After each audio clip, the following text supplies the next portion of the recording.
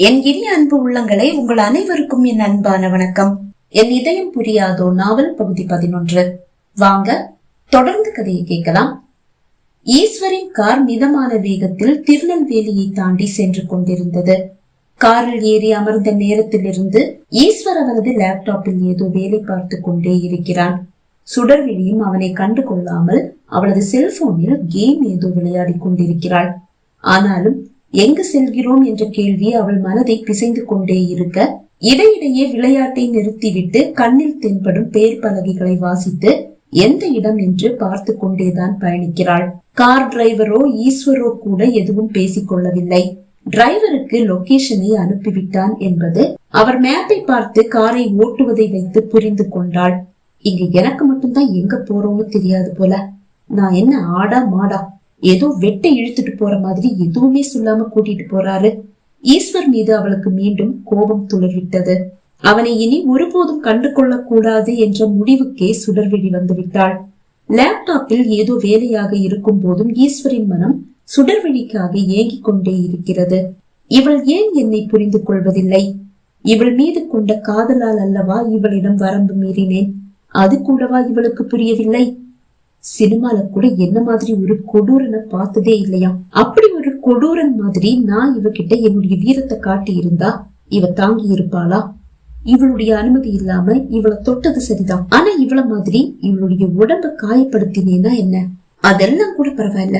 என்னை பார்த்தாலே அருவருப்பா இருக்குன்னு சொல்லி ஒரு வார்த்தையை விட்டு என்னுடைய இதயத்தை ரணப்படுத்திட்டு எவ்வளவு அமைதியா எவ்வளவு கூலா எதுவும் தெரியாதவ மாதிரி உட்கார்ந்துருக்கா. நான் சொன்னது தப்புதான். ஏதோ கோபத்துல அப்படி பேசிட்டேன்னு ஒரு வார்த்தை சொன்னா முத்துக்கள் உதிர்ந்தா போயிடும். இப்படியாக அவன் மனமும் கோபத்தில் கொந்தளித்துக் கொண்டுதான் இருக்கிறது. சுடர்விழிக்கு விளையாட்டு சலித்து விட்டதோ என்னவோ. செல்லை அணைத்து முன்னால் இருக்கும் ஸ்டாண்டின் மீது வைத்தவள் இப்போதுதான் இந்த அழகான சொகுசு காரை நன்றாக பார்க்கிறாள். 2 பேர் வசதியாக படுத்து உறங்கியபடியே பயணிக்க ஏதுவான ஒரு சொகுசு கார். ஒரு சிறு அறை போன்று அனைத்து வசதிகளும் நிரம்பிய அழகான ஒரு கார். கார் டிரைவருக்கும் அவர்களுக்கும் இடையில் ஒரு திரை கூட இருக்கிறது. ஆனால் இப்போது அது ஓரமாக ஒதுக்கி வைக்கப்பட்டிருக்கிறது.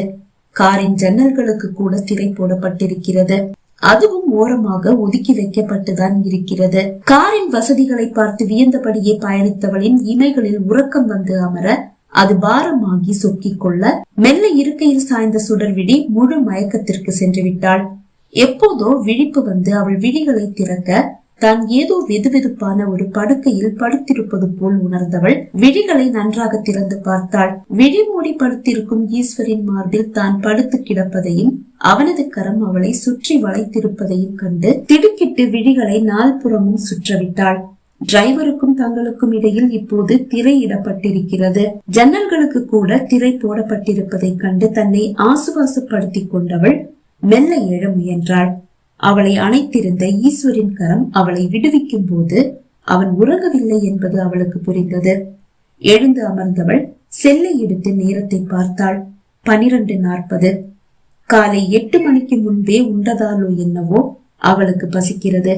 ஆனால் ஈஸ்வரிடம் அதை கூற தயக்கமாகவும் இருக்கிறது. என்ன செய்வது? எங்க பக்கத்துல ஹோட்டல் லீலா இருக்கு, ஃப்ரெஷ் ஆயிட்டு மதிய சாப்பாடு முடிச்சிட்டு கிளம்பலாமா? ஈஸ்வர் கேட்டான். தன் மனதை வாசித்து விட்டானா என்ன? சரி என்று அவள் தலையசைத்தாள். அன்னை நேரா ஹோட்டல் லீலாவுக்கு போங்க என்றான். ஓகே சார் என்று டிரைவரிடம் இருந்து பதில் வந்தது. ஒரு 10 நிமிட பயணத்திற்கு பிறகு கார் ஹோட்டலை எட்டிவிட்டது. ரிசப்ஷனை எட்டும் போது 2 கீ ஈஸ்வரின் கைகளில் கொடுக்கப்பட்டது. ஒன்றை டிரைவருக்கு கொடுத்தவன் ஃப்ரெஷ் ஆயிட்டு வந்துடுங்க என்று கூற ஓகே சார் என்று கூறி டிரைவர் அங்கிருந்து நகர, நான் மாத்திக்க ட்ரெஸ் எதுவும் எடுத்துட்டு வரல, நீங்க தான் எங்க போறோம்னு சொல்லவே இல்லையே. தயங்கியபடி சுடர்விழி கூற அவன் எதுவும் பேசாமல் நடக்க ஆரம்பித்தான். இவருடைய மனசுல என்னதான் நினைச்சிட்டு இருக்காரு? அவளுக்கு கோபம் கொப்பளித்துக் கொண்டு வந்தது. லிப்டில் ஏறி அறைக்கு வந்த போது சுடர்விழிக்கு வியப்பு. அந்த அறையில் அவனுக்கும் அவளுக்கும் தேவையான உடைகள் உட்பட அனைத்தும் இருக்கிறது. போய் ஃப்ரெஷ் ஆயிட்டு வந்துடு என்று கூறிவிட்டு ஈஸ்வர் படுக்கையில் வீழ்ந்தான். அவள் தனக்கு தேவையான அனைத்தையும் எடுத்துக்கொண்டு குளியல் அறைக்கு சென்றாள். அவள் பயன்படுத்தும் சோப்பு, ஷாம்பு என்று அனைத்தும் அவள் பயன்படுத்துவது அல்லது அவளுக்கு பிடித்ததுதான் அங்கே இருக்கிறது. ஈஸ்வர் தன் ஒவ்வொரு அசைவையும் அறிந்து வைத்திருக்கிறான் என்று அவளுக்கு புரிந்தது. குளித்துவிட்டு கண்ணாடி முன் வந்து நின்றவள் படுக்கையில் கிடந்து ஆழ்ந்து உறங்கும் ஈஸ்வரை பார்த்தபடியே தன் தலைமுடியை சீகி சரி செய்ய ஆரம்பித்தாள். சட்டென்று விழித்துக் கொண்டவன் கண்ணாடி முன் நிற்கும் சுடரை கண்டு, ஏன் என்னை எழுப்பல என்று கேட்டான். ரொம்ப டயர்டா இருக்கீங்கன்னு தோணிச்சு, அதுதான். கண்ணாடி வழியாகவே அவனை பார்த்து அவள் பேச எழுந்து கொண்டவன் உடைத்தவளை எடுத்துக்கொண்டு குளியல் அறைக்கு சென்றான். மதிய உணவை முடித்துவிட்டு ஒரு 2 மணி நேரம் ஓய்வெடுத்த பிறகு மீண்டும் அவர்களது பயணம் தொடர்ந்தது. இரவும் ஹோட்டல் ஒன்றில் உணவை முடித்துக் கொண்டனர். அதன் பிறகு சுடர்விழி இருக்கையில் சாய்ந்து அப்படியே உறங்கிவிட கார் அந்த மலைப்பாதை வழியாக 1 மணி நேரம் பயணித்த பிறகு தேனூற்று என்ற அந்த இடத்தை எட்டியது. சேர வேண்டிய இடத்தை வந்து எட்டிய பிறகும் இருக்கையில் வசதியாக படுத்து உறங்கும் சுடர்விழியை எழுப்ப மனமில்லாமல் ஈஸ்வர் அவளை தூக்கி கொண்டு வீட்டிற்குள் வரும்போது அவளுக்கு விழிப்பு வந்து விட்டது. ஆனால் அவனது கரங்களில் அவன் மார்போடு ஒட்டி கிடப்பதை கண்டு சட்டென்று விழிகளை மூடிக்கொண்டாள். அந்த அழகான வீட்டிற்குள் சுடரை தூக்கி கொண்டு ஈஸ்வர் வருவதை கண்டு அங்கிருந்த வேலையாட்கள் ஒருவரை ஒருவர் பார்த்து வெட்கத்தோடு சிரித்துக் கொண்டனர். அறைக்குள் வந்தவன் அவளை ஒரு பூ போன்று படுக்கையில் கிடத்தினான். விரித்து போடப்பட்டிருக்கும் அவளது கார் கூந்தல் தலையணை மீது விரிந்து கிடக்க அதன் அழகை பார்த்து புன்னகைத்தவன் நெற்றியில் விழுந்து கிடக்கும் அவளது கூந்தலை ஒதுக்கி வைத்த அதே வேகத்தில் கையை இழுத்தும் கொண்டான். உன்னை தொட கூட தயக்கமா இருக்கு, என்னை பார்த்தாலே அருவருப்பா இருக்குன்னு சொல்லிட்டல, அது மனச ரொம்ப ரணமாக்குது. ஆனா உனக்கு என்ன, நீ நிம்மதியா தூங்கிட்ட, எனக்குதான் இன்னைக்கு சிவராத்திரி என்று கூறியவன், நான் போய் வீட்டுல வேலை பாக்குறவங்களை எல்லாம் பார்த்து பேசிட்டு வந்துடுறேன் என்று கூறிவிட்டு விளக்கை அணைத்து விட்டு வெளியே சென்றான். மெல்ல விழிகளை திறந்து பார்த்தவள் மெல்லிய நீல நிற வெளிச்சம் மட்டும் அறை முழுவதும் பரவி கிடப்பதை கண்டாள். அறையில் மின் விசிறியோ ஏசியோ இல்லை, ஆனால் குளிர்கிறது. இது என்ன ஊரு, ஊட்டியா கொடைக்கானலா? முணுமுணுத்தவள் போர்த்தி கொள்ள ஏதும் இருக்கிறதா என்று பார்த்தாள். ஒரு கம்பளி போர்வை படுக்கையில் மடித்து வைக்கப்பட்டிருக்கிறது.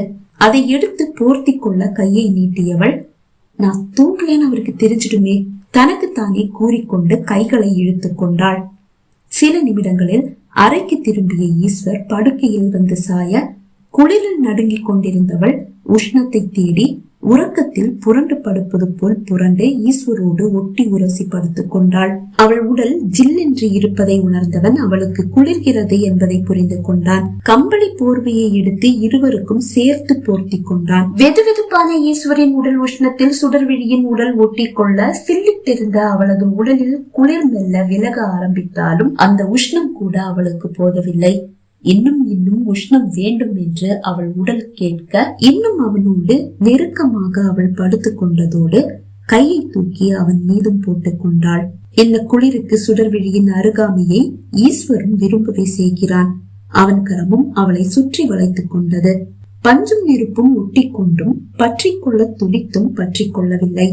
நீண்ட நேரம் ஆடாமல் அசையாமல் படுத்து கிடந்தவர்கள் அப்படியே உறங்கி போயினர். காலை யாரோ தன்னை தட்டி எழுப்புவது போல் உணர்ந்து விழிகளை திறந்த சுடர்விழி தன் முன் புன்னகையோடு நிற்கும் அந்த நடுத்தர வயது பெண்மணியை கண்டு பதறி அடித்துக் கொண்டு துள்ளி எழுந்தாள். அறைக்குள் 7-8 பேர் நிற்கிறார்கள். அனைவரும் வேலையாட்கள் என்று அவளுக்கு புரிந்தது. எங்க தம்பியோட மனசு கவர்ந்த பேரழகிய பார்க்க வந்திருக்கோம் புன்னகையோடு கூறிய அந்த பெண்மணி கையில் வைத்திருந்த டீ கப்பை சுடரிடம் நீட்ட அவளும் புன்னகையோடு அதை வாங்கி பருக ஆரம்பித்தாள். சரிம்மா, குளிச்சுட்டு வந்துட்டு சாப்பிடலாம் அந்த பெண்மணி கூற தன் அருகிலோ படுக்கையிலோ ஈஸ்வர் இல்லை என்று கண்ட சுடர், அவரை எங்க காணோம் என்று கேட்டாள். தம்பி எஸ்டேட்டுக்கு போயிருக்காருமா, வந்துடுவாரு என்று கூறிவிட்டு அந்த பெண்மணி வெளியே செல்ல மற்றவர்களும் ஏதோ தங்களுக்குள் பேசியபடியே வெளியே சென்றனர். சுடர்விழி குளித்து வேறு உடைக்கு மாறி இருந்தாள். ஆனால் ஏனோ பசிக்கவில்லை. நேற்று இரவு அவளாக ஈஸ்வரோடு ஒட்டி உரசி படுத்தும் அவன் கட்டி அணைத்துக் கொண்டானே தவிர அவளை தீண்டவில்லையே. தான் கூறிய வார்த்தை அவனை அந்த அளவு காயப்படுத்தி விட்டதா என்ன? அவள் கண் முன் ஈஸ்வர் வந்து நின்று புன்னகைக்கிறான். ரவுடி, பொறுக்கி, டான் என்றுதான் ஈஸ்வரை அவள் அறிந்திருந்தாள். முதல் நாள் அதை அவன் உறுதிப்படுத்தவும் செய்தான். ஆனால் மறுநாள் முதல் அனைத்தும் தலைகீழாகிவிட்டது. அது அவளுக்கு வியப்பாக தான் இருக்கிறது. அம்மா சாப்பிடவாம்மா? மீண்டும் அதே பெண்மணியின் குரல். தலையை திருப்பி பார்த்தவள், அவர் வந்துட்டாரா என்று கேட்டாள். லேட் ஆகுமா? உன்னை சாப்பிட சொன்னாருமா? அவளுக்கு இப்போதும் பசிக்கவில்லைதான். மனதில் ஏதோ ஒரு பாரம் ஏறி அமர்ந்து பாடாய்படுத்துகிறது. ஆனாலும் வந்து அழைத்தவருக்கு மரியாதை கொடுத்து அறையிலிருந்து வெளியே வந்தவள் ஹாலில் மாட்டப்பட்டிருந்த அந்த குடும்ப புகைப்படத்தை கண்டு விழிகளை அதில் நட்ட வைத்தாள்.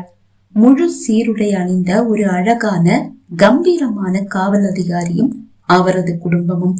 இந்த ஃபேமிலி, இது யாருடைய ஃபேமிலி? சுடர்விழி கேட்டாள். இதுதான் ஈஸ்வர் தம்பியுடைய ஃபேமிலிமா, அந்த பெண்மணி கூற அவள் விழிகள் அந்த காவல் அதிகாரியின் அருகில் கம்பீரமாக நிற்கும் அந்த சிறுவன் மீது பதிந்தது. ஈஸ்வர், ஆம், குட்டி ஈஸ்வர். அவனுக்கு அவனது அப்பாவின் அதே அழகு, அதே கம்பீரம் அப்படியே கிடைத்திருக்கிறது.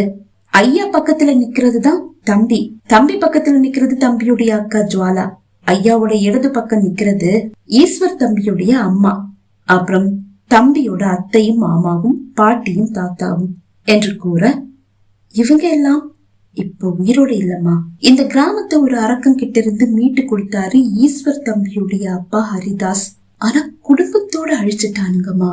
வேதனையோடு அந்த பெண்மணி கூற அந்த புகைப்படத்தையே இமைக்காமல் பார்த்து கொண்டிருந்த சுடர்விழியின் விழிகள் தானாக பனித்தது. பகுதி 11 நிறைவடைந்தது. பகுதி 12 உங்களை சந்திக்கும் வரை விடைபெறுகிறேன். நன்றி, வணக்கம்.